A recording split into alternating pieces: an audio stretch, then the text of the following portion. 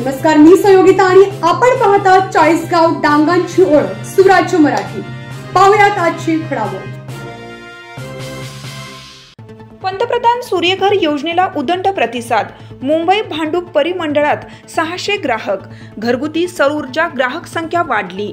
सौर ऊर्जेतून मोफत वीज मिळणे सुरू। घरगुती प्रति किलो वॅटसाठी 30,000 रुपये अनुदान। शहरातील कुटुंबाचा ओढा सौर ऊर्जेकडे। पंतप्रधान सूर्यघर मोफत वीज योजनेला मुंबईच्या भांडूप परिमंडळामध्ये चांगला प्रतिसाद मिळालेला आहे। महावितरणच्या या परिमंडळात 600 ग्राहकांनी घरच्या छतावर सौर ऊर्जा प्रकल्प बसवलेले आहेत आणि त्यामधून त्यांना मोफत वीज मिळणे देखील सुरू आहे। यामध्ये ठाणे शहरात 53 तर वाशीमध्ये 150, पेणमध्ये 397 असे एकूण 600 इतक्या ग्राहकांनी सौर वीज मिळवण्यास सुरुवात केलेली आहे। त्यामुळे विजेचे बिल बचत होत आहे।